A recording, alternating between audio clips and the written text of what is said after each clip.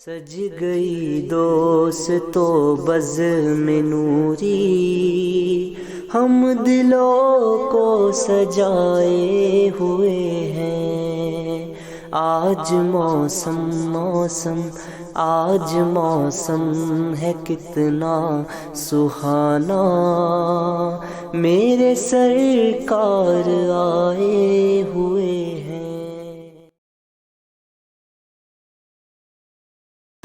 الحمدللہ رب العالمین، والعاقبۃ للمتقین، والصلاة والسلام علی سید الانبیاء والمرسلین، وعلی آلہ واصحابہ واہل بیتہ اجمعین، اما بعد۔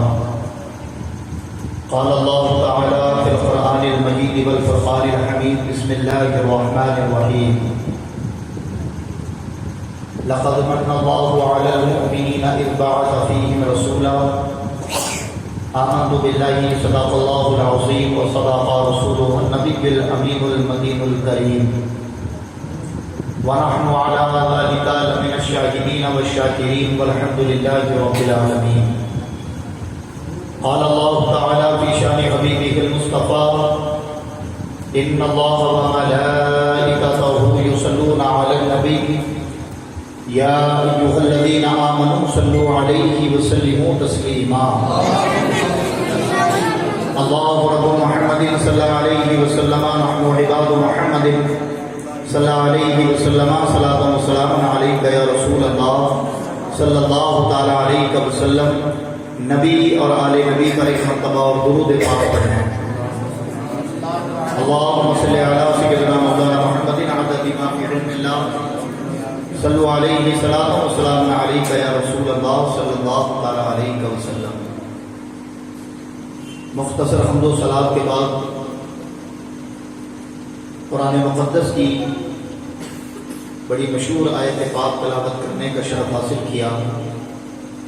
آئیے متذکرہ آیت پاک کے تحت گفتگو کرنے سے قبل ہم اور آپ اللہ رب العزت کی بارگاہ میں دعا کریں کہ اللہ اپنے حبیب کے صدقے مجھے حق کہنے کی توفیق عطا فرمائے، اور ہم شرکائے بزم کو حق سن کر حق کو قبول کر کر اس پر عمل کرنے کی توفیق عطا فرمائے۔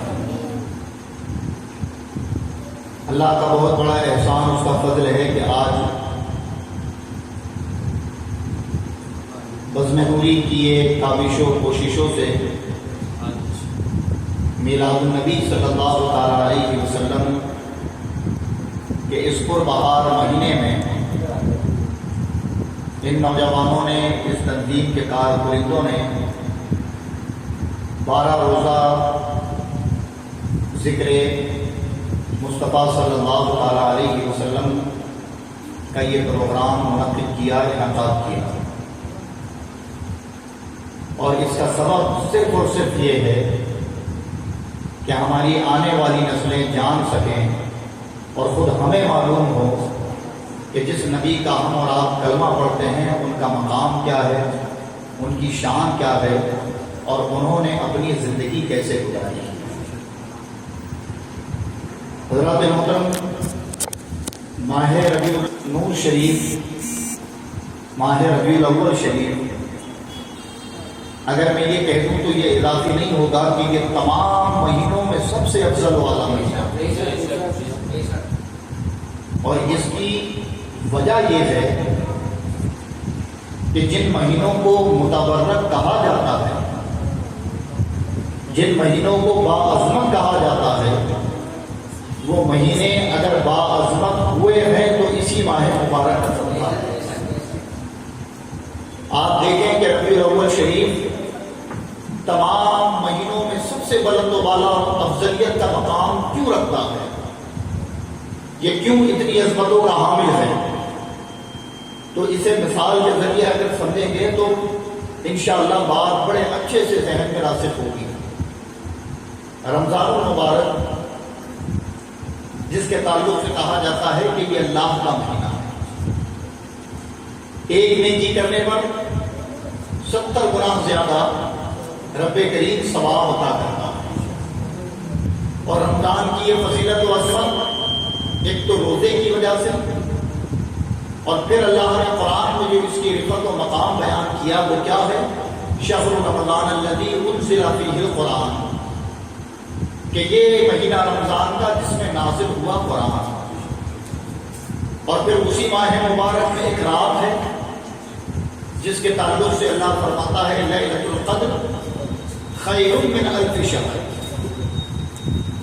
کہ یہ قدر والی رات جو 1000 مہینوں سے زیادہ افضل ہے.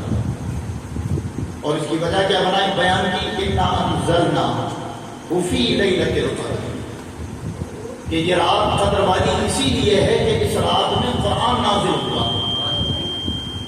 اور جب اس رات میں قرآن نازل ہوا تو یہ قدر والی رات اور اس کی رفعت اور اس کی شان یہ کہ وہ 1000 مہینوں سے زیادہ افضل ہے. تو آپ خود غور کریں کہ جس مہینے میں قرآن اترے یا جس رات میں قرآن اترے تو اس مہینے کا حال یہ ہے کہ اس کی ایک نیکی 70 گنا زیادہ ثواب دے. اللہ جس رات میں قرآن نازل فرمائے اس رات کو 1000 مہینوں سے زیادہ افضل قرار دے.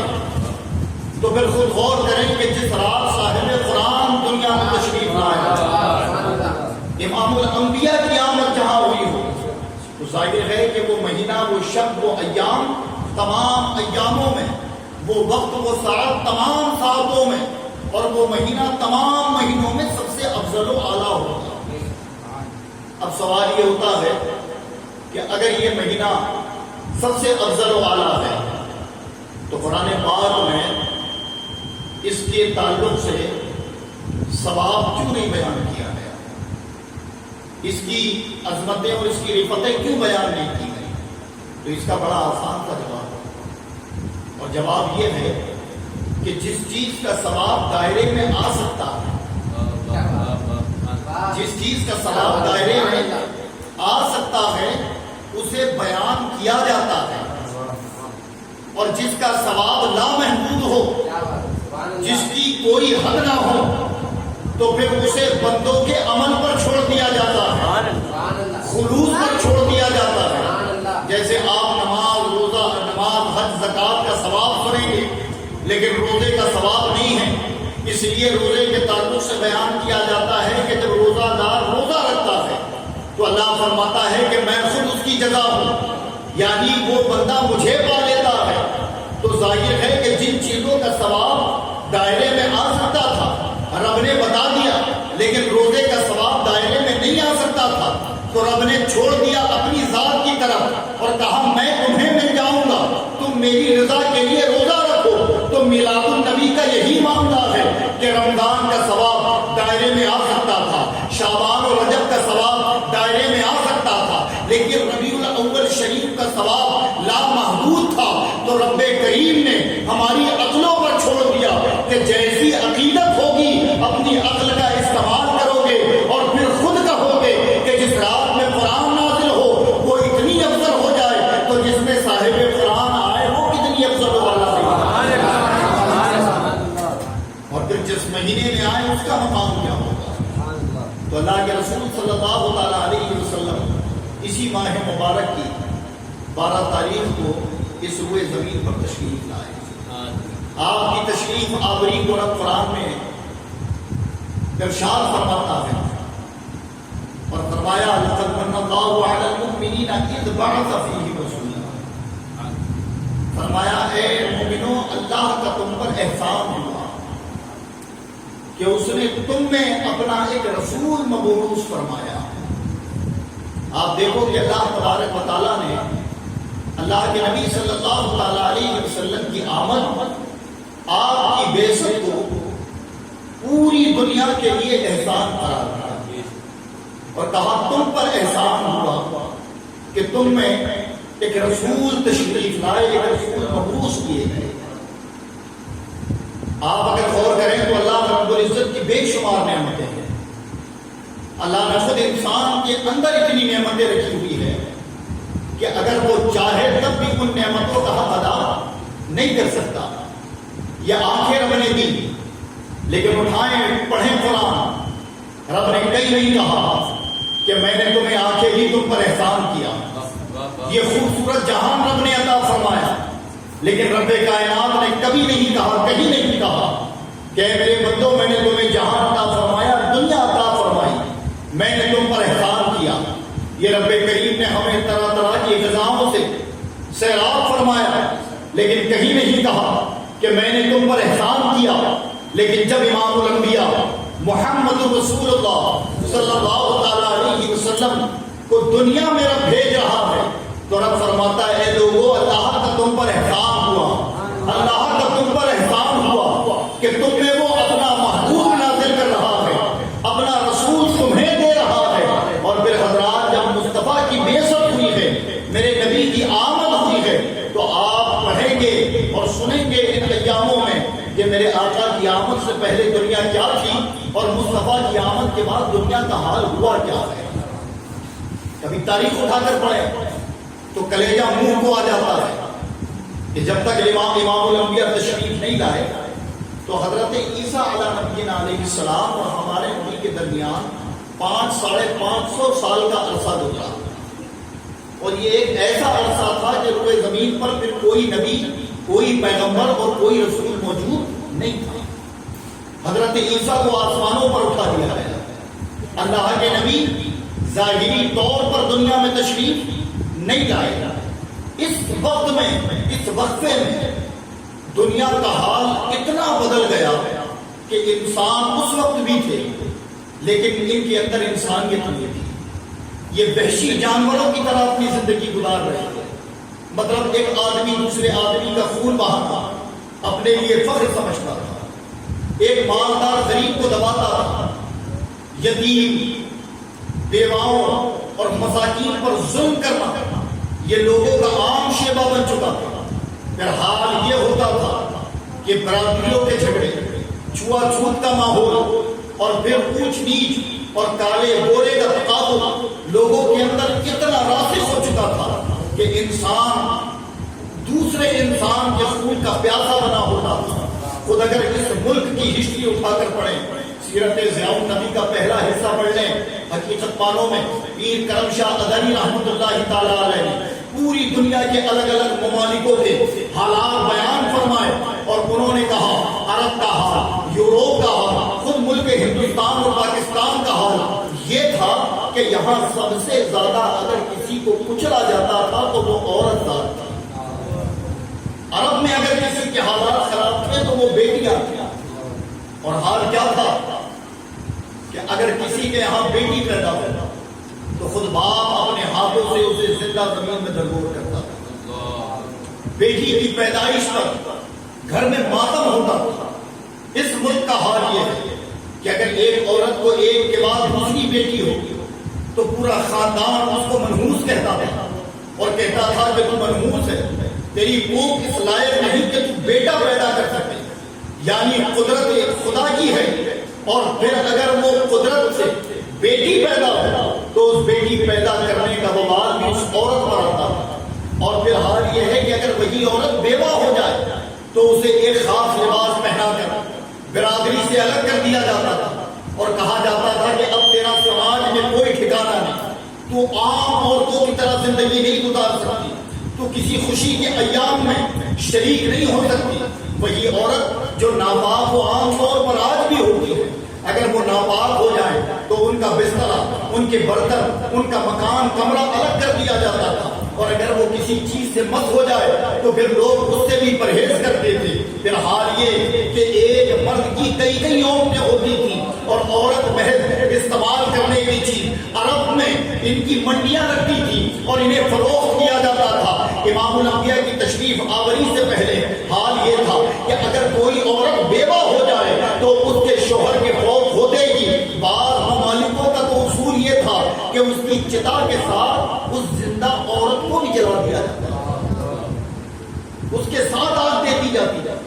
اور جہاں یہ کلچر نہیں تھا تو وہاں اس کے شوہر کے مرنے کا وبال عورت پر آتا تھا اور کہتے تھے لوگ کہ تو منحوس ہے، تیری نحوست کی وجہ سے یہ مرد اس دنیا سے چلا گیا. یہ میرے آقا کی آمد سے پہلے حال تھا اور لوگ طرح طرح کے مظالموں میں مبتلا تھے. رب نے اسی لیے کہا لقد من اللہ علی المؤمنین اذ بعث فیہم رسولا، کہ اے لوگوں اللہ کا تم پر احسان ہوا ہے کہ اس نے تم میں اپنا ایک رسول مبعوث فرمایا، اس لیے کہ جو مظلوم تھے وہ اپنے رب کو پکار پکار کر کہتے تھے اے پروردگار عالم بھیج دے کوئی ایسا مسیحا جو ہمیں انسانوں کے ظلم سے نجات دلا دے، ہمیں وحشی زندگی سے نجات دلا کر انسانیت کی زندگی کا پیغام سکھائے۔ اور پھر میرے آقا کی ولادت کا وقت قریب آیا، میرے آقا 572 یا 71 ہجری میں آپ کی ولادت باعث عیسوی میں آپ کی ولادت باعث مکہ معظمہ کی سرزمین پر 12 ربیع الاول دن پیر صبح 4:55 پر حضرت آمنہ رضی اللہ تعالی عنہ کی کوکھ سے آپ کا جنم ہوا اور آپ کی ولادت ہونی تھی کہ پھر حال یہ ہے کہ ولادت کے دن سے ہی پوری دنیا کا ماحول تبدیل ہونے لگا۔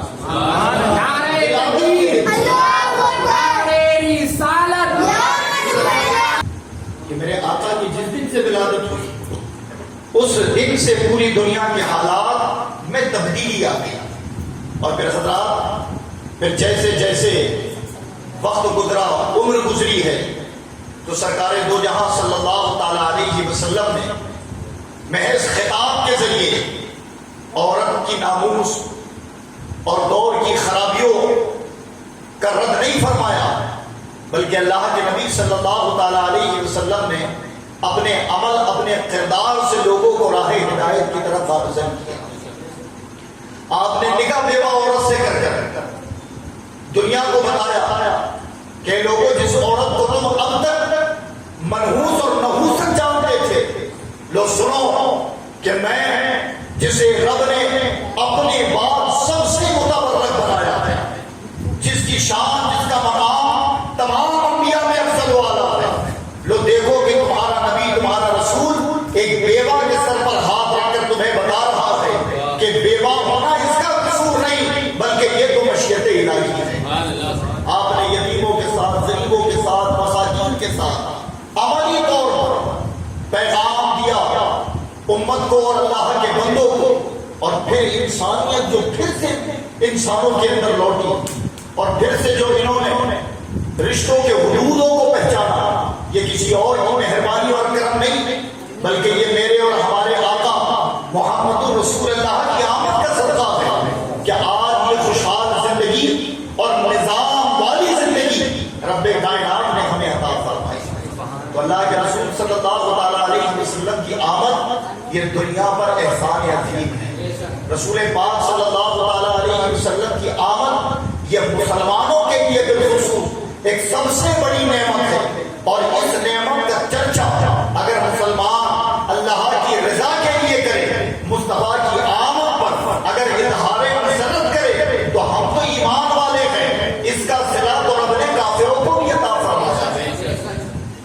کبھی اٹھا کر پڑھیں بخاری کتاب النکاح، بخاری کتاب النکاح کے اندر ایک حدیث ہے، وہ آپ سنیں گے، ابھی 12 دن ہیں تفصیل کے ساتھ میں، کہ جس میں ایک شخص جس نے اللہ کے رسول صلی اللہ علیہ وسلم کی ولادت پر اظہار مسرت کیا تو اس کے عذاب میں کمی کر دی گئی، اس کے عذاب میں تخفیف کر دی گئی۔ اور یہ شخص کون تھا؟ ابو لہب، یہ سگا چچا نبی تھا جس نے پوری زندگی اذیت پہنچائی۔ لیکن حضرت عباس فرماتے ہیں کہ میں نے اسے خواب میں دیکھا، پوچھا کیا حال ہے؟ تو جواب دیتا ہے کہ حال مجھے بڑا خراب، لیکن پیر کے دن میرے عذاب میں کمی کر دی جاتی ہے، اور جب میں اپنے اسی حال کی انگلی کو چوستا ہوں تو میری پیاس کی شدت میں کمی ہو جاتی ہے۔ کہا وجہ کیا ہے؟ تو جواب دیتا ہے وجہ یہ کہ جب محمد رسول اللہ صلی اللہ علیہ وسلم پیدا ہوئے تھے تو میں نے اپنی اسی انگلی سے اپنی باقی کو آزاد کیا تھا، اور اس دن بھتیجے کے پیدا ہونے پر اظہار خوشی کیا، مسرت کیا، تو رب کریم نے میری ادا کو ضائع نہیں جانے دیا، میرے اس عمل کا اجر رب کائنات مجھے عطا فرماتا۔ حضرات گرامی، یہ آمد رسول کے جس سے دنیا میں انقلاب آیا، آج یہ بہتر نظام، آج یہ ستھرا ہوا مذہب جو رب کائنات نے ہمیں عطا کیا، یہ مصطفیٰ جان کی آمد کا صدقہ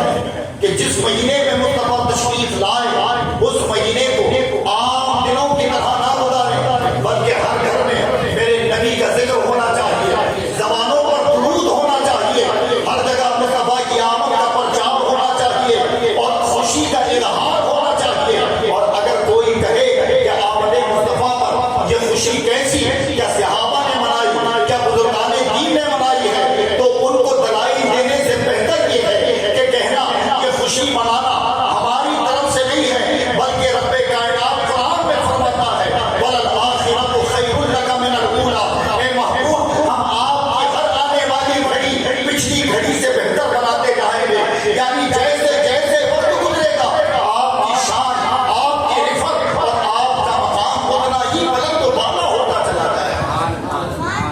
تو اللہ کے رسول صلی اللہ تعالیٰ علیہ وسلم کی آمد ہم سب کے لیے ایک بڑی نعمت اور رب کی نعمت عظمیٰ ہے۔ رب کریم کا ہم پر بڑا فضل ہے۔ حضرات محترم، یہ دو عنوان پر آج گفتگو ہے، ایک آمد مصطفیٰ اور دوسرا ہے شان مصطفیٰ۔ تو شان مصطفیٰ ظاہر ہے کہ جس کی شان کا بیان کرے، پھر بندوں کی یہ بساط نہیں کہ اس نبی کی شان اور ان کے مقامات کا اصل معنوں میں حق ادا کر سکتے ہیں، لیکن چونکہ ہم اسی رب کے کلام سے مصطفیٰ کی شان کو جانے کہ رب کریم نے مصطفیٰ کی شان کو کیسی امتیازی حیثیت دی ہے، کیسا مقام عطا فرمایا ہے کہ دیگر انبیاء کی شان اور دیگر انبیاء کا مقام ہم پڑھیں، اور جب ہماری نظریں مصطفیٰ جان رحمت کی شان اور مصطفیٰ جان رحمت کے مقام کو دیکھتی ہیں تو رب کریم نے ہر ایک جگہ پر اپنے محبوب امام الانبیاء کے مقام کو ایک امتیازی حیثیت دے رکھی ہے۔ بالکل توجہ کے ساتھ اسے سنیں۔ آپ دیکھیں کہ قرآن پاک میں کئی انبیاءوں کے نام ہیں، انبیاء علیہ السلام کے نام موجود ہیں، اور اللہ رب العزت نے ان انبیاء علیہ السلام سے جب خطاب فرمایا، جب ان سے مخاطب ہو کر رب کریم کلام فرماتا ہے تو ان کے ناموں کے ساتھ جب حضرت آدم سے خطاب کیا تو حضرت آدم کا نام لے کر کہا یا آدم، جب حضرت موسیٰ سے خطاب ہوا تو حضرت موسیٰ کا نام لیا گیا، جب حضرت عیسیٰ سے خطاب ہوا تو حضرت عیسیٰ کا نام لیا گیا، جب حضرت ہود، حضرت داؤد، حضرت سلیمان، حضرت زکریا، حضرت یحییٰ ان سے خطاب ہوا، یہ جن کے نام قرآن میں ہیں، تو رب کریم نے حرف ندا کے ساتھ ان کو پکارا، اور ان کو پکارنے کے بعد انہیں نصیحتیں فرمائی، القاء فرمایا اور تبلیغ کے طریقے بتائے۔ تو قرآن پاک میں 4 مرتبہ نبی پاک صلی اللہ تعالیٰ علیہ وسلم کا نام لیا گیا ہے۔ کتنی مرتبہ؟ 4 مرتبہ۔ اب پہلے تو آپ یہ دیکھیں کہ کس طریقے سے اللہ رب العزت نے انبیاء علیہ السلام کو خطاب کیا، اور انبیاء علیہ السلام کو خطاب کرتے وقت خدا کا انداز کیا ہے، اور مصطفیٰ کی شان جب رب بیان فرما رہا ہے تو انداز کیا ہے۔ اللہ رب العزت جب حضرت نوح علیہ السلام سے مخاطب ہے تو فرمایا یا نوح نبت، فرمایا اے نوح اتر جائے۔ یہ ایک آیت کہ حضرت نوح کو اترنے کا حکم دیا تو فرمایا اے نوح اتر جائے، حرف ندا کے ساتھ ان کے القابات سے نہیں پکارا بلکہ ان کا نام لے کر کہا کہ نوح اتر جائے۔ پھر آگے رب کائنات حضرت ابراہیم کے لیے فرماتا ہے یا ابراہیم اعرض عن هذا واذ يرفع ابراہیم القواعد من البیت واسماعیل، اور جب اے ابراہیم بیت اللہ کی بنیاد بلند کر رہے ہیں اپنے بیٹے اسماعیل کے ساتھ، اللہ تبارک و تعالیٰ نے حضرت موسیٰ کو جب خطاب فرمایا تو فرمایا یا موسیٰ ان اصطفیتک علی الناس، اے موسیٰ میں نے آپ کو لوگوں پر فضیلت دی ہے۔ اللہ رب العزت نے حضرت داؤد علیہ السلام جب حضرت صالح علیہ السلام سے مخاطب ہوئے تو اللہ رب العزت فرماتا ہے یا صالح ابنی بعذاب اللہ، یعنی قرآن پاک میں جتنے انبیاء سے اللہ رب العزت مخاطب ہوا یا انہیں حکم دیا تو ان کے ناموں سے انہیں پکارا، لیکن جب ہمارے نبی آپ کے نبی اور امام الانبیاء کی باری آئی تو رب کائنات نے یہ نہیں کہا اے محمد اتر آئے، اے محمد اسے بلند کر دیں، اے محمد اسے سوار دیں، بلکہ رب کائنات جب بھی مصطفیٰ سے مخاطب ہے تو کیسا فرمایا یا ایھا النبی انا ارسلناک شاہدا ومبشرا ونذیرا، اے نبی ہم نے آپ کو بشارت دینے والا، گواہ بنا کر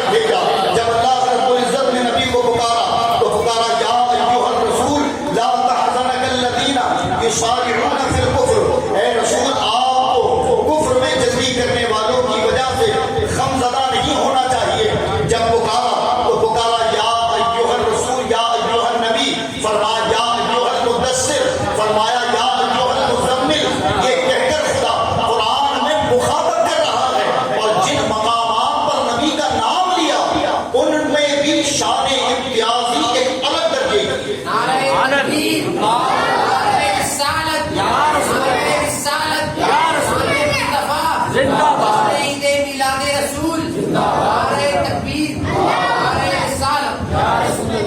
حضرات محترم، جب ان ناموں سے رسول پاک کو پکارا جس میں اللہ کے نبی کے نام ہیں، تو ان میں بھی ایک امتیازی حیثیت رکھی اور اسے بھی ملاحظہ فرمائیں تاکہ ہمارے علم میں اضافہ ہو اور ہمیں معلوم ہو کہ اللہ کے رسول صلی اللہ علیہ وسلم کو رب کائنات نے کن کن مقامات پر ان کے اسم، ان کے نام سے پکارا اور اس کی حکمت کیا کیا۔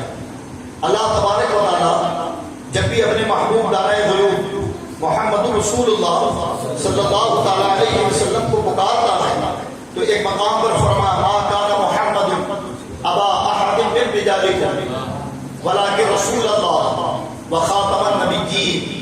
فرمایا کہ اے محمد صلی اللہ، یعنی آپ کی خاتمیت اور آپ کی رفت جب بیان کرنی ہو تو آپ کا نام رب کائنات نے لیا، نہ کہ آپ کو حکم دیا۔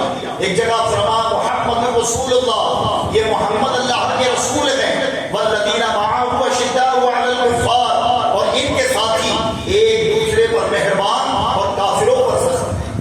ایک مقام پر اللہ تبارک و تعالیٰ نے اپنے محبوب صلی اللہ علیہ وسلم کی شان امتیازی یوں بیان فرمائی کہ اے محبوب، فرمایا یا ایھا الذین آمنوا لا تقولوا راعنا وقولوا انظرنا، یعنی انبیاء علیہ السلام کی جب شان رب کائنات بیان کر رہا ہے تو یہ ہوتا تھا کہ جہاں ان کے ناموں سے انہیں مخاطب کیا وہی ان سے ہونے والے معاملات اور ان کی قوموں کے جو طعنے اور تسخرے ان پر ہوتے اور جو الزامات عائد ہوتے تو اس کا دفاع خود انبیاء کو کرنا ہوتا تھا۔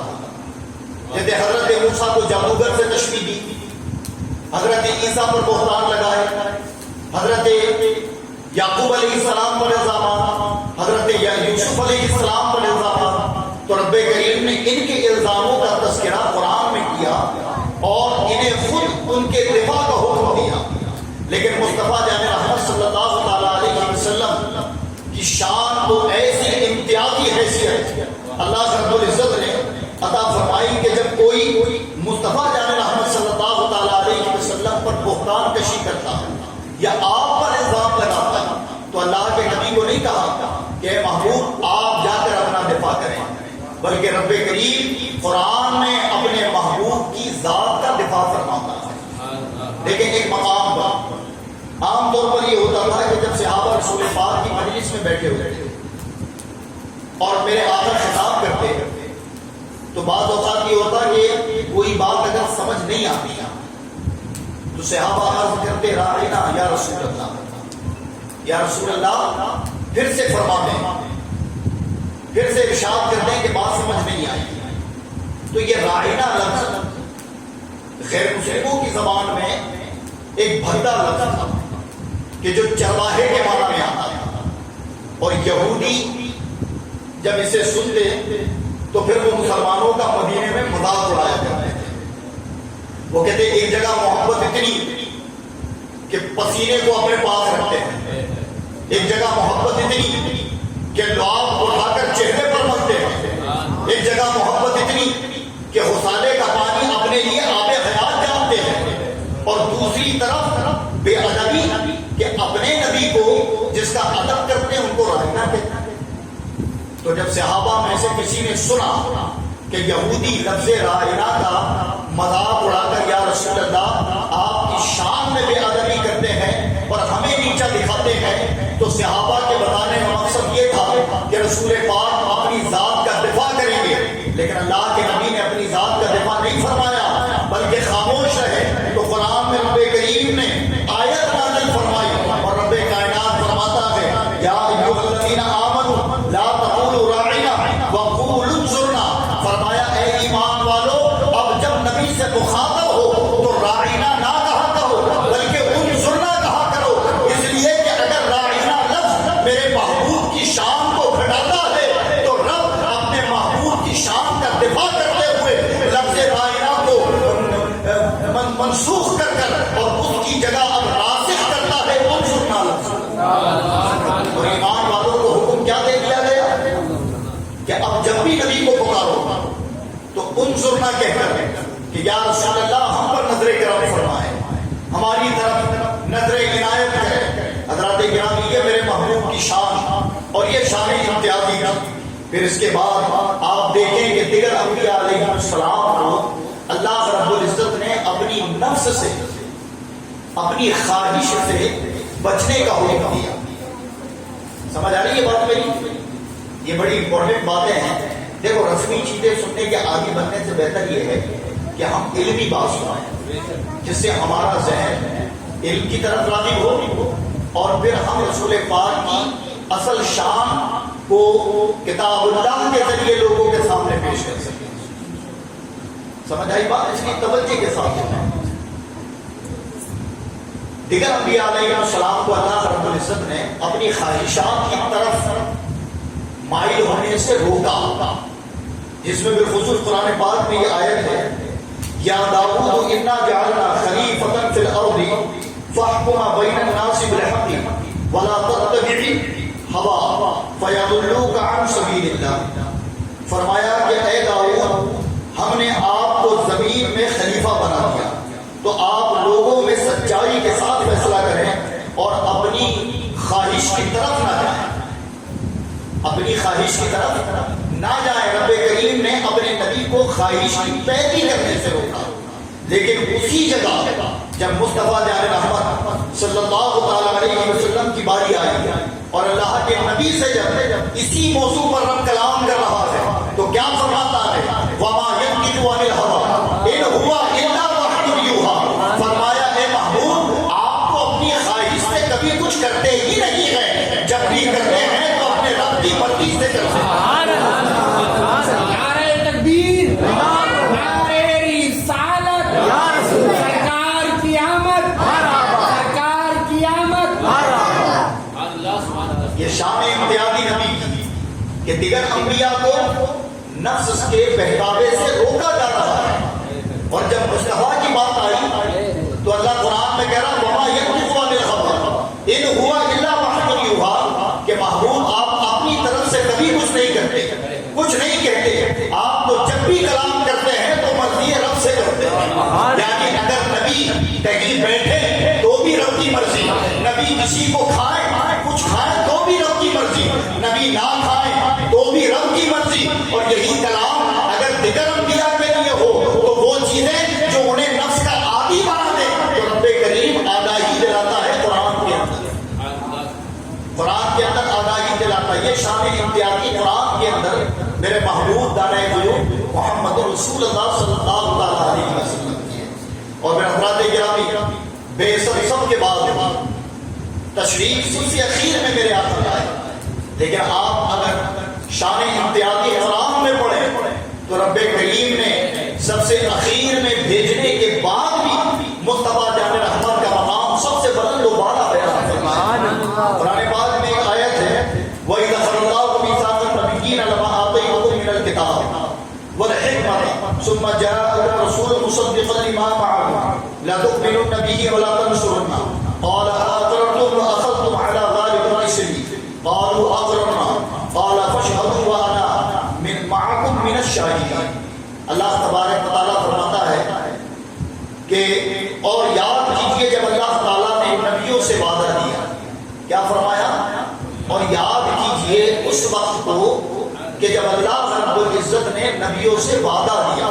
اور وہ وعدہ کیا دیا؟ وَإِذَا أَخَذَ اللَّهُ مِيثَاقَ النَّبِيِّينَ کہ یہ عہد میثاق لیا، وعدہ دیا کہ اللہ رب العزت نے نبیوں سے وعدہ دیا کہ جب میں تم میں کتاب اور حکمت دوں پھر تمہارے پاس وہ رسول آئے جو تمہاری ہر چیز کی تصدیق کرنے والے ہوں تو تم نے ضرور ان پر ایمان لانا ہوگا اور اس کی مدد کرنا ہوگا. تو تمام انبیاء علیہ السلام نے کہا اقررتم اے اللہ ہم اقرار کرتے ہیں کہ جب وہ آئیں گے تو ہم ان پر ایمان لائیں گے.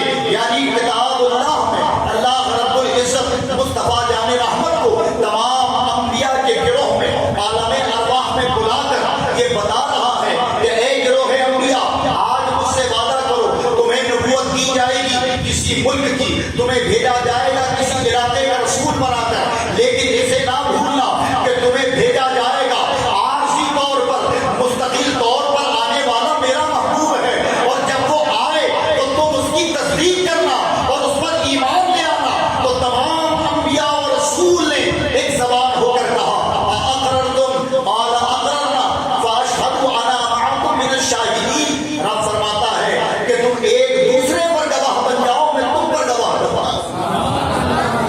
اب حضرات گرامی، آج بھی وہ لوگ جنہیں ہم اگر سمجھائیں اور اگر اللہ نے انہیں عقل دی تو وہ مانیں گے، آج بھی وہ لوگ جو انبیاء کے پیروکار ہیں، حضرت موسیٰ کے، حضرت عزیر کے، حضرت عیسیٰ کے اگر پیروکار ہیں اور آسمانی کتابوں پر ایمان رکھتے ہیں تو ان کے سامنے پیش کرو کہ تم جس نبی کی پیروی کرتے ہو اور جس نبی سے منسوب کر کر تم نے اپنا مذہب بنایا ہوا ہے، اگر ان کی حقیقی معنوں میں پیروی کرنا ہے تو آؤ کتاب اللہ جو آسمانی کتاب ہے اس کی طرف رجوع کرو اور دیکھو کہ تمہارے عیسیٰ نے بھی مصطفیٰ کو پر ایمان لایا، موسیٰ نے بھی مصطفیٰ پر ایمان لایا، حضرت عزیر نے بھی مصطفیٰ پر ایمان لایا، تو اگر ان کے سچے پیروکار ہو تو تم بھی مصطفیٰ پر ایمان لے۔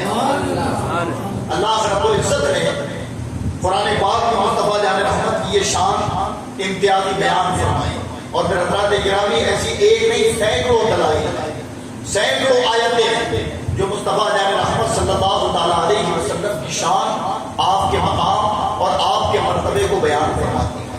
اگر شان مصطفیٰ دیکھنا ہے تو یہ دیکھیں کہ اللہ رب العزت نے تمام انبیاء کو معجزات عطا فرمائے، تمام انبیاء کو معجزے، کسی کو مردہ زندہ کر دینے کا معجزہ، کسی کو معجزہ دیا کہ وہ لاٹھی اگر پتھر پر مارے تو پانی نکل آئے، کسی کو معجزہ ملا کہ وہ جتنے دنوں تک چاہے کھڑا رہے بغیر کھائے پیے بھوکا اپنا کام کرتا رہے، کسی کو یہ معجزہ ملا کہ میلوں دور اگر چیٹی بھی چل رہی ہو تو وہ اس کی آہٹ کو محسوس کر لے۔ یہ تمام معجزات انبیاء علیہ السلام کو عطا فرمائے، لیکن مصطفیٰ جان رحمت صلی اللہ تعالیٰ علیہ وسلم کو جو معجزات عطا فرمائے، ایک معجزہ اگر نبی کا دیکھا جائے تو تمام گزشتہ انبیاء کے معجزوں پر وہ فوقیت رکھتا ہے، اور وہ ایک معجزہ کیا ہے کہ مصطفیٰ جان رحمت نے گدریوں کو کلمہ پڑھایا، وہ ایک معجزہ کیا ہے کہ مصطفیٰ جان رحمت نے ڈوبے ہوئے سورج کو بلایا، وہ ایک معجزہ کیا ہے کہ مصطفیٰ جان رحمت نے چاند کے 2 ٹکڑے فرمائے، وہ معجزہ کیا ہے کہ درختوں کو اشارہ کیا تو گھسٹتے ہوئے قدموں پر چلے آئے، وہ نبی پاک کا معجزہ کیا ہے کہ خود نبی، ایک عقیدے سے متصل بات سنیں، ایک جگہ تو نبی نے کنگروں کو کلمہ پڑھایا، لیکن ایک روایت ہے سیاستہ کے اندر، اور اگر کسی کو دلیل کی حاجت ہو کبھی تو وہ بلا شبہ پوچھ سکتا ہے، اس کو پورے ریفرنس کے ساتھ وہ دلیل انشاءاللہ ملتا ہے۔ اللہ کے نبی مکے کے تعلق سے فرماتے ہیں کہ جب مکہ فتح ہو گیا، جب کبھی آپ گزرا کرتے تھے تو مکہ میں ایک پتھر تھا، وہ رسول پاک صلی اللہ تعالیٰ علیہ وسلم کے گزرتے ہی کہتا تھا الصلاۃ والسلام علیک یا رسول اللہ، وہ پتھر کہتا تھا الصلاۃ والسلام علیک یا رسول اللہ۔ اللہ کے نبی ایک مرتبہ وہاں سے گزرے، اس پتھر کے قریب گئے تو صحابہ نے پوچھا یا رسول اللہ یہ وجہ کیا ہے؟ فرمایا کہ میں اس پتھر کو پہچانتا ہوں، اس لیے کہ بعثت سے پہلے یعنی اعلان نبوت سے پہلے جب کبھی میں گزرتا تھا تو یہ پتھر مجھ پر سلام بھیجا کرتا تھا، میں اسے پہچانتا ہوں۔ تو آپ سوچیں کہ ایک پتھر ہے جو کہ بے جان ایک جگہ سے ہل ڈل نہیں سکتا، اگر وہ مصطفیٰ پر سلام بھیجے، وہ مصطفیٰ کا ذکر کرے تو نبی اسے پہچان رہے ہیں کہ رب نے جسے ذبیح العقول بنایا ہو، جان کی ہو، اگر وہ مصطفیٰ کا سچا عاشق بنے، مصطفیٰ کی محفلیں سجائے اور آمد پر خوشی منائے تو مصطفیٰ اسے کتنا بہتر جانے گا۔ ایک قریب سے جانے گے، جب ایک بے جان پتھر کو میرے آقا پہچان لے تو ظاہر ہے کہ جسے امتی ہونے کا شرف ملا ہو، جسے مصطفیٰ کے کلمہ پڑھنے کا شرف ملا ہو، جس کو مصطفیٰ کی عادت و ادوار پر عمل کرنے کا شرف ملا ہو، پھر اس کا مقام اور اس کی شان کتنی بلند و بالا نہیں۔ حضرات گرامی یہ شان امتیازی رب کائنات نے اپنے مصطفیٰ کی بیان فرمائی، اور تمام انبیاء کے معجزات کی جامعیت مصطفیٰ جان رحمت کے معجزوں میں رکھتے ہیں۔ مردوں کو میرے نبی نے بھی جلایا، مردوں کو مصطفیٰ جان رحمت نے بھی جلایا، لیکن وہ مردوں کو جلانے کا سبب کیا تھا؟ نبی نے جا کر یہ نہیں کہا قم بإذن اللہ، یہ اور نبیوں کا طریقہ تھا جو کہتے تھے اللہ کے نام پر۔ اللہ کے رسول نے یہ نہیں کہا، بلکہ دسترخوان پر بیٹھ کر کہا جاؤ بچے بلا لاؤ، جب تک وہ نہیں آئیں گے ہم کھانا نہیں کھائیں گے۔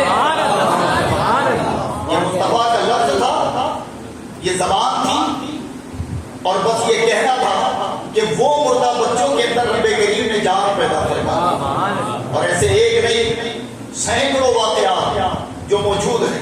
پھر آپ شان امتیازی دیکھیں، آدم کا قبلہ، حضرت آدم کا قبلہ کیا تھا؟ پہلے بیت معمور، پھر انہوں نے بیت اللہ بنایا، اور آپ اپنے طریقے سے عبادت کرتے رہے۔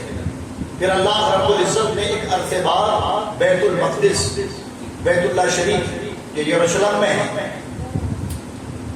جسے کہا جاتا ہے مسجد اقصیٰ، بیت المقدس، یہ تمام انبیاؤں کا قبلہ رہا۔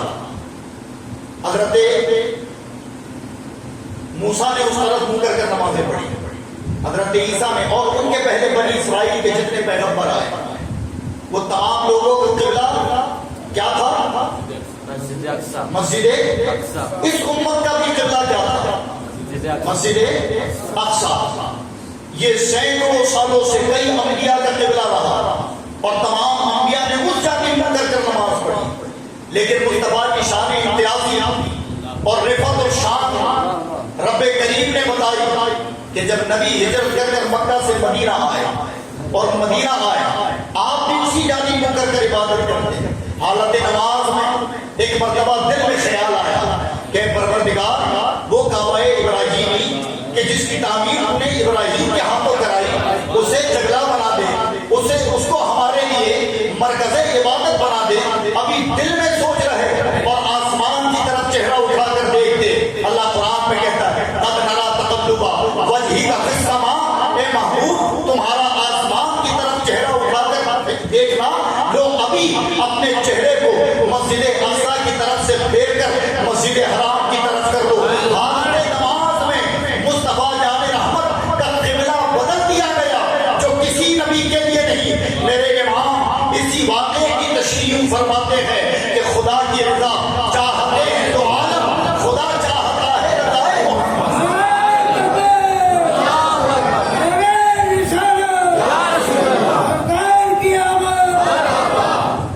اللہ تبارک و تعالیٰ نے مصطفیٰ کی شان کو اتنا بلند کیا، اتنا بلند کہ جو کسی کے لیے نہیں بدلا وہ مصطفیٰ کے لیے بدلا، اور اس پر بھی میرے آقا خدا کی بارگاہ میں ہاتھ نہیں پھیلایا، زبان کو جنبش نہیں دی، بلکہ دل میں سوچا تھا کہ خدا کعبہ ابراہیم کو قبلہ بنا دے۔ بس اتنا کہنا تھا کہ رب کریم نے حکم دے دیا کہ ابھی گھوم جاؤ، اور اس دن سے اب تک اس ہو قیامت تک اگر قبلہ ہے تو وہ کعبہ ابراہیم جسے حضرت ابراہیم نے تعمیر کیا۔ اور اسے قبلہ بنانے والے کون؟ ہم سب کے آقا امام الانبیاء ہیں، اسے قبلہ مصطفیٰ نے بنایا۔ اور پھر حضرات حالت نماز میں پھرے تو آج بھی مدینے میں ایک مسجد ہے، حجاج یا جو معامرین گئے ہوں گے انہوں نے دیکھا ہے مسجد قبلتین، دو قبلوں والی مسجد، یعنی اسی مقام پر اللہ کے رسول صلی اللہ تعالیٰ علیہ وسلم کے لیے قبلہ بدلا گیا ہے، اور بالکل اپوزٹ ڈائریکشن ہے۔ اگر ابھی موجودہ کعبہ ادھر ہے تو پہلے بالکل اس کے پیچھے تھا وہ مسجد قبلتین، اس مقام پر کہ محبوب تمہاری شان بیان کرنی ہے، تمہارا مقام بیان کرنا ہے۔ اور پھر حضرات آپ دیکھیں کہ جب بھی مصطفیٰ جان رحمت کی شان میں توہین، بے ادبی آپ کی حیات ظاہری میں ہوئی تو مصطفیٰ جان رحمت نے اس کا دفاع نہیں فرمایا۔ اور دیگر انبیاء تھے، اور دیگر انبیاء کو وہ خود دفاع فرماتے تھے، لیکن اللہ کے نبی کی شان میں جب بھی بے ادبی ہوئی تو رب نے دفاع نہیں فرمایا۔ آپ سنیں گے ان ایاموں کا کہ اللہ کے نبی نے اعلان نبوت فرمایا۔ جب اعلان نبوت فرمایا تو پہلے کہا ہے لوگوں بتاؤ تم نے میری 40 سالہ زندگی دیکھی ہے، اس 40 سالہ زندگی میں تم نے مجھے کیسا پایا، مجھے کیسا دیکھا؟ تو ایک زبان ہو کر پورے مکہ کے لوگوں نے کہا اے محمد ابن عبداللہ، ہم نے آپ کو امین پایا، صادق پایا، دور جہالت کی کسی بھی خرافات کا جنس ہم نے نہیں دیکھا۔ جب یہ اپنے کردار، اپنے کیریکٹر کی ضمانت رسول اللہ نے لے لی تو اللہ کے رسول فرماتے ہیں کہ لوگوں میں اللہ کا رسول ایک خدا کی عبادت پر، بس یہ اعلان نبوت و رسالت اور اعلان توحید آپ کو کرنا تھا کہ وہ لوگ جو ابھی تک امین و صادق کہہ رہے تھے، جو آپ کی صداقت اور امانت کی دعائی دے رہے تھے، وہ تمام کے تمام آپ کی طرف سے منہ پھیر کر چلے گئے، اور جس میں ایک بدبخت جو آپ کا سگا چچا جسے ابو لہب کہا جاتا ہے، وہ کہتا ہے محمد تیرا برا ہو، تو نے ہمیں اسی لیے بلایا تھا؟ کیا اسی لیے ہمیں بلایا تھا کہ تو ہمیں اپنے خداؤں سے موڑ دے؟ اور پھر وہ برا بھلا میرے نبی کو کہتا محمد تیرا بھلا ہو، خلاف ہو جائے، لیکن اللہ کے نبی صلی اللہ تعالیٰ علیہ وسلم نے اس کا دفاع نہیں کیا، پلٹ کر جواب نہیں دیا۔ نبی تو خاموش ہے، لیکن خدا کو اپنے محبوب کی شان میں یہ توہینانہ الفاظ گوارا نہیں ہوئے تو ایک آیت میں مذمت نہیں فرمائی، بلکہ ایک پوری سورت نازل فرمائی اور کہا تبت یدا ابی لہب وتب، اے لہب تیرے ہاتھ ٹوٹ جائے، تو برباد ہو جائے، تو ہلاک ہو جائے، اور لوگوں کو بتا دیا کہ دیگر انبیاء پر جب تانے ہوتے تھے تو دفاع انہیں خود کرنا پڑتا تھا، لیکن میرے محبوب پر جب کوئی تانا دے تو محبوب دفاع نہیں بلکہ محبوب کا رب اس کا دفاع فرماتا ہے۔ یہ مصطفیٰ جان رحمت کی شان امتیازی جو اللہ رب العزت نے اپنی مقدس کتاب کے ذریعے بیان فرمائی، اور پھر آپ دیکھیں کہ اللہ کے رسول صلی اللہ تعالیٰ علیہ وسلم کو ان کمالات سے رب نے سرفراز فرمایا، ان کمالات سے کہ آپ کو کسی خطے کے لیے نبی بنا کر نہیں بھیجا، بلکہ قرآن نے کہا ہم نے آپ کو عالمین کے لیے نبی بنا کر بھیجا، ہم نے آپ کو عالمین کے لیے رسول بنا کر بھیجا۔ کسی نبی کی آمد کو احسان نہیں کہا، لیکن مصطفیٰ جان رحمت کی آمد کو احسان تھا۔ کسی نبی کو اتنی بڑی امت عطا نہیں فرمائی، لیکن مصطفیٰ جان رحمت کو شرق سے لے کر غرب تک اور 18,000 عالمین میں جتنی مخلوق ہیں ان تمام مخلوقوں کا رسول اور نبی بنا کر بھیج دیا۔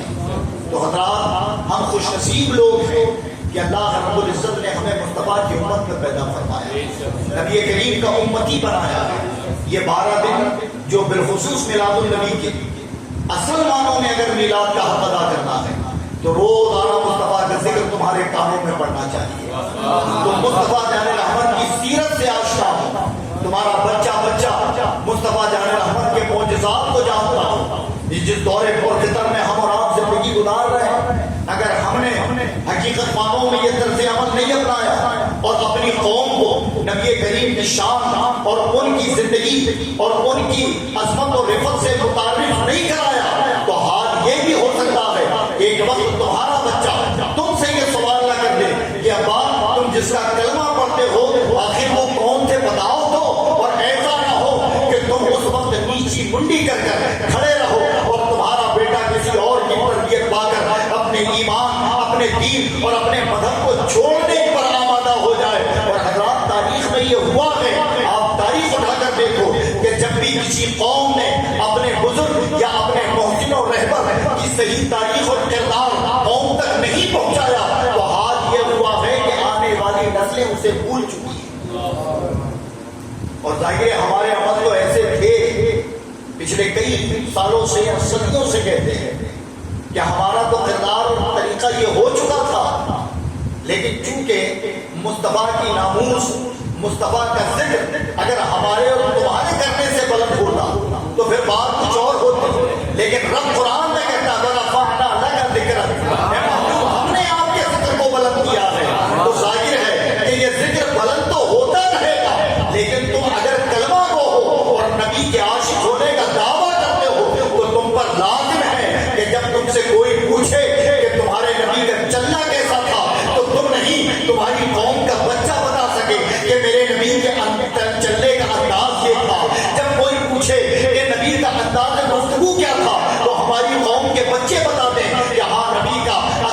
گفتگو یہ تھا اور یہ ہوگا کب؟ یا تو ہم سیرت پڑھیں گے یا سنیں گے. بھائی ہمیں دنیا داروں کے کیریکٹر معلوم ہے, دنیا داروں کے اخلاق اور کردار معلوم ہے. آج سوشل میڈیا کے ذریعے وہ چھوٹی چھوٹی ویڈیو دیکھتے ہو کہ کچھ پہنچ گیا, بتاؤ نماز میں کتنے شرائط ہیں. تو وہ ایک مسلمان کو یہی نہیں معلوم کہ شرائط کہتے کس کو ہے. کسی نے پوچھ لیا تم کلمہ کس کا پڑھتے ہو, تو بعض اوقات یہ ہوا کہ لوگوں کو یہ نہیں معلوم کہ وہ کلمہ کس کا پڑھنا ہے, بس انہیں اتنا معلوم ہم مسلمان ہیں, اس کے آگے انہیں کچھ معلوم نہیں. تو حضرات یہ مسلمان ہونے کا حق ادا نہیں ہے, یہ رسول کے امتی ہونے کا حق ادا ہم نے نہیں کیا. اگر رسول پاک کے ہم امتی ہیں تو پھر مصطفیٰ جان رحمت کی سیرت کے گوشے ہماری نظروں میں ہونا چاہیے. اور اللہ نے اسی کو تو کامیابی کہا, لقد کان لکم فی رسول اللہ اسوۃ حسنہ. فرمایا اگر کامیاب ہونا چاہتے ہو تو میرے محبوب کی زندگی کو اپنے لیے نمونہ بناؤ. ان کی زندگی کو دیکھو انہوں نے کیسے گزاری, پھر اس مطابق اپنی زندگی جیو, تو اللہ رب العزت تمہیں تمام برائیوں سے محفوظ رکھ کر کامیابی اور کامرانی کی منزلوں پر فائز کرے گا. اللہ تبارک و تعالیٰ بزم نوری کے اور دیگر جو لوگوں نے ان کا تعاون کیا, اللہ انہیں سلامت رکھے کہ انہوں نے پہلی مرتبہ کاوش و کوشش کی کہ میلاد النبی کے موقع پر 12 دنوں تک محفل میلاد مصطفیٰ کا اہتمام ہو, اور جس میں تسلسل کے ساتھ سیرت بیان کی جائے. یہ تو شان مصطفیٰ اور دیگر جو عنوانات ہیں یہ ابتدائی دنوں میں ہیں, اور ان کا مقصد یہ ہے کہ ان عنوانات پر بھی بات کرنا ضروری ہے, لیکن اس کے بعد جو بیانات ہوں گے انشاءاللہ تو وہ بالکل تفصیل کے ساتھ سیرت مصطفیٰ آپ تک پہنچانے کی کوشش کی جائے گی. بس میری گزارش ہے کہ اللہ نے جنہیں اس کار خیر کے لیے چنا ان لوگوں نے محفل سجا دیا. اب اللہ نے اگر آپ کو سننے کے لیے چنا تو زندگی جو عام دنوں میں جیتے ہو اسے چھوڑ کر صرف نبی کی محبت کے لیے اور اسی لیے چلے آؤ کہ میرا کوئی عمل قبول ہو یا نہ ہو, اگر میرا یہ عمل قبول ہو جائے گا تو میں نہیں بلکہ رب کائنات میری نسلوں کو نجات عطا کرتا ہے. اور حضرات اس کی دلیل ہے, ایسا نہیں کہ تمہیں رغبت دلانے کے لیے یہ بات کہی. آپ کو معلوم ہے کہ یہ عبادت جو ہم اور آپ ابھی کر رہے ہیں یہ ایسی عبادت ہے کہ جس میں شک کی کوئی گنجائش نہیں, جس کی مقبولیت میں شک کی کوئی گنجائش نہیں. آپ نماز پڑھتے ہو, پڑھتے ہیں مسلمان ہیں تو الحمدللہ, جو نہیں پڑھتے اللہ انہیں توفیق دے دے. لیکن کوئی یہ کہہ سکتا ہے کہ میری پوری نماز خدا نے قبول کر لی ہے. کوئی کہہ سکتا ہے آپ میں جتنے حاجی صاحب بیٹھے ہیں, کوئی حاجی صاحب کہہ سکتا ہے کہ میرا حج رب نے قبول کر لیا. رمضان میں جو لوگوں نے روزہ رکھے وہ کہہ سکتے ہیں کہ میرے روزے قبول ہو گئے. جو صاحب نصاب زکات دیتے ہیں وہ یہ دعویٰ کر سکتے ہیں کہ میری زکاتیں قبول ہوتی ہیں. ارے بولو ہاں یا نہیں. آپ خود کنفیوز ہو, مشکوک ہو, عمل خود نے کیا لیکن معلوم نہیں کہ قبول ہوئے یا نہیں.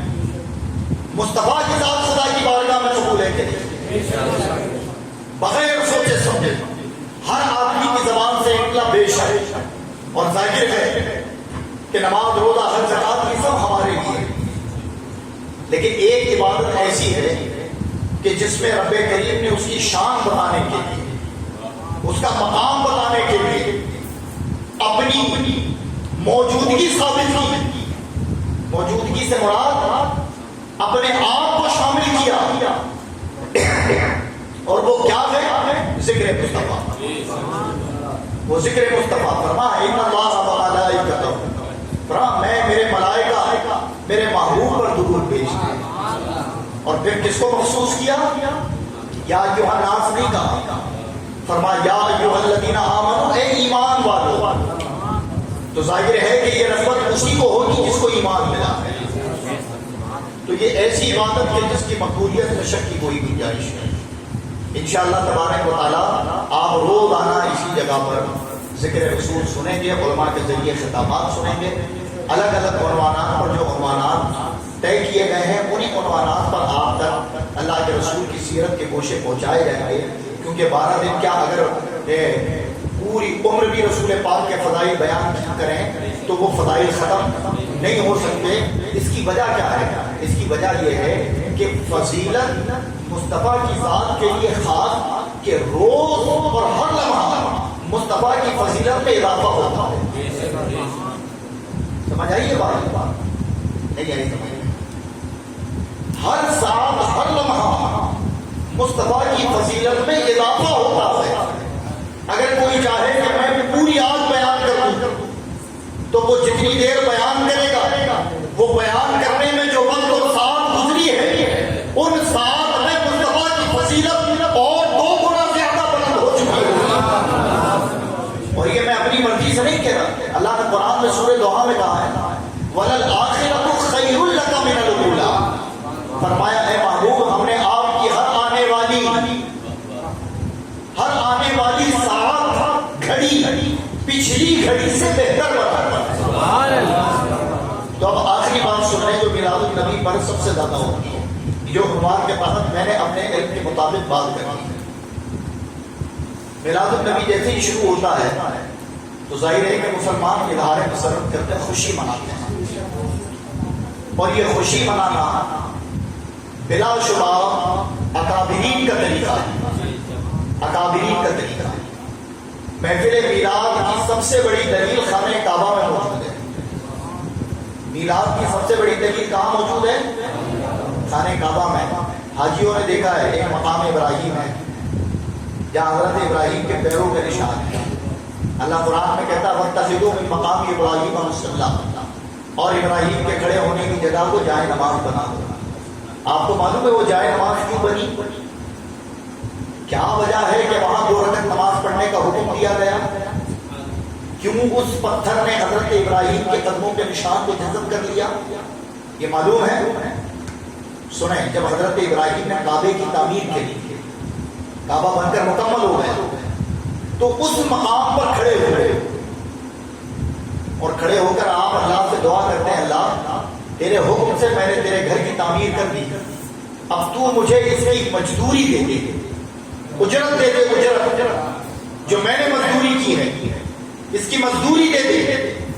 حضرت ابراہیم نے جب یہ مانگی تو رب کہتا ہے ابراہیم اجرت میں چاہتا کیا تھا؟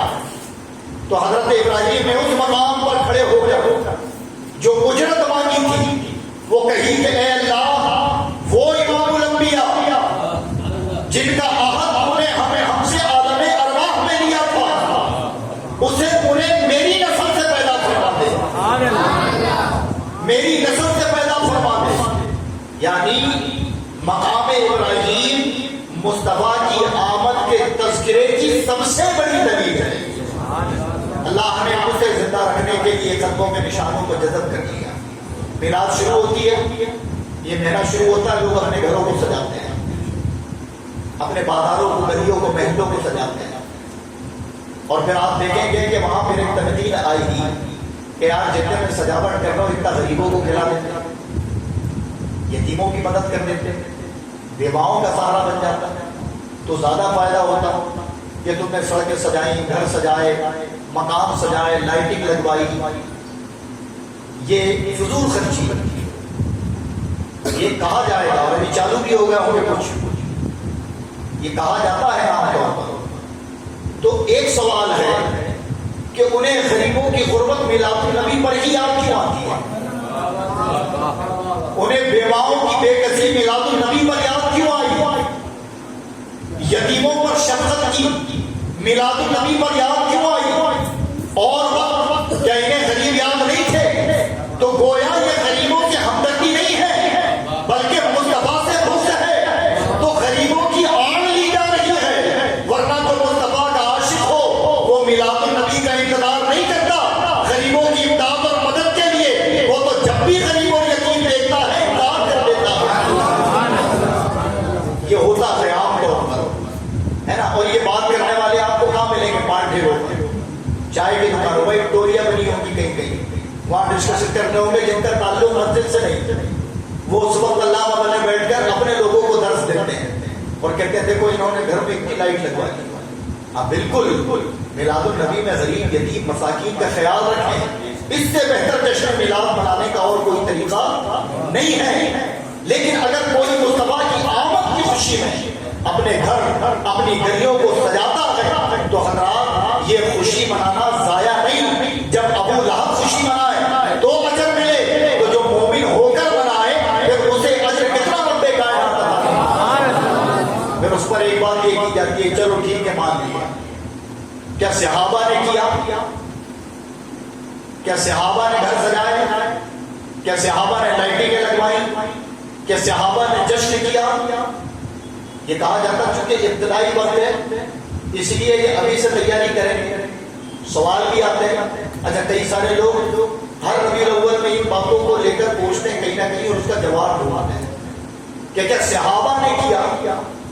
تو دلائل سینکڑوں ہیں لیکن ایک ان پڑھ آدمی کو دلیل دینے سے فائدہ کیا ہے؟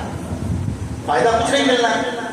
تو طریقہ یہ ہے کہ ایک جواب بولا صحابہ کے درمیان میں لائٹنگ تھی؟ دور میں لائٹنگ تھی؟ صحابہ کے دور میں سجاوٹ جن چیزوں سے ہم اور آپ کرتے ہیں وہ تھے؟ نہیں تھے. ان کو کہنا ہمارا یہ وجدان کہتا ہے کہ ہماری محبت صحابہ کی محبت کے سامنے ذرے کی بھی حیثیت نہیں رکھتی. وہ صحابی جو نبی کے دعا کا ادب کریں, جو نبی کے پسینے کا ادب کریں, جو نبی کے بالوں کا ادب کریں, جو نبی کے خاک پا کا ادب کریں, اگر وہ صحابہ کے دور میں یہ تمام چیزیں ہوتی تو ہمارا ایمان ہے کہ ہماری اور تمہاری کیا اوقات ہے. صحابہ کی محبت تو یہ تھی کہ اعلان سنتے کہ مصطفیٰ کے دین کے نام پر مال قربان کرنا ہے تو پورے کا پورا قدموں میں نچھاور کر دیتے تھے اور کہتے تھے کہ اب ہمیں حاجت نہیں, ہمیں اللہ اس کے رسول کا نام کافی ہے. یہ کہہ کر صحابہ جانثاری کرتے تھے. تو حضرات اگر صحابہ سے تلنا کرنی ہے تو پھر اپنے اندر بھی جھانکو کہ مسجد کی جھولی میں 10 روپے ڈالو اور میلاد النبی پہ کہو کہ یہ لائٹنگ صحابہ نے لگوائی. یہ سب مستحب کام ہے, اسے کریں لیکن جائز ہے. اور پھر اس میں یہ بھی ہو کہ ریا نہ ہو, اس میں یہ ہو کہ آپ اپنے گھر کو سجائیں تو اگر پڑوس میں کوئی غریب جو نہیں کر سکتا تو اس کا بھی کروا دیں. یہ میلاد النبی کا اصل پیغام ہے. اس میں اظہار مسرت ہو, طریقہ چلنے کا ہو کہ لوگ کہیں کہ مسلمان ہیں, یہ مصطفیٰ کا غلام ہے. ہر چیز میں مصطفیٰ جان رحمت کا امن نظر آنا چاہیے. لیکن ہمارا طریقہ اگر جیڑوں کی طرح ہو جائے تو پھر کہیں نہ کہیں ہم شریعت کے مخالف ہو جاتے ہیں, ہم مصطفیٰ کے دین کے مخالف ہو جاتے ہیں. اس لیے جلوس ہو یا اور دیگر اہتمام یہ ایسے ہوں کہ جس میں پتہ چلے کہ یہ مصطفیٰ کے غلام ہیں. اور سب سے بہترین میلاد النبی تو میرا یہ ماننا ہے کہ یہ لوگ منا رہے ہیں, آپ لوگ منا رہے ہیں. آپ ایک دن جلوس میں پسینہ بہا کر پورا دن گھر میں سو گئے نہیں, بلکہ آپ چاند دیکھنے سے لے کر میرے نبی کی آمد تک روز ذکر کرو گے اور بتاؤ گے کہ ہمیں ایک دن خوشی نہیں ہے, ہمیں نبی کی آمد کے پورے مہینے خوشی, اور ہم نے اپنی طاقت کے مطابق مصطفیٰ کی بارگاہ میں خراج عقیدت کی. اللہ کا احسان ہے بزم نوری چھندواڑہ کی یہ پیشکش ہے, یہ ابتدا ہے. اللہ اس سے بڑا عروج عطا فرمائے. اور ایک وقت وہ آئے کہ چھندواڑہ میں ایک جگہ نہیں بلکہ شہر میں ہر محلے میں مصطفیٰ کی مجلس 12 روزہ منعقد ہو اور لوگ مصطفیٰ کی سیرت اور مصطفیٰ کے دین سے قریب ہوتے جائیں. اللہ کا احسان ہمارے چاوا بیٹا میں یہ 13واں سال ہے. یہ 13 سال ہے کہ جس میں مکمل سیرت رسول بیان کی جاتی ہے. اور آج ابتدا یہ پہلی بار چھندواڑہ میں بس میں نوری کی جانب سے, اب کہیں ہوتی ہو تو مجھے نہیں معلوم, لیکن میرے علم میں یہ پہلی مرتبہ میں نے دیکھا کہ یہ 12 روزہ محفل جو ہے سیرت رسول کے لیے منعقد کی گئی. بس گزارش ہے کہ اس میں پابندی سے آئیں. ابھی تک تو فروعی موضوع چل رہا ہے, لیکن جب سیرت پر آئیں گے تو انشاءاللہ آپ خود بھی نہیں چاہیں گے کہ ہم آج کے پروگرام کو چھوڑ دیں. اللہ ہماری آمد ہماری شرکت کو قبول فرمائے. استغفر اللہ ربی من کل ذنب واتوب الیہ, لا الہ الا اللہ محمد رسول اللہ صلی اللہ علیہ وسلم.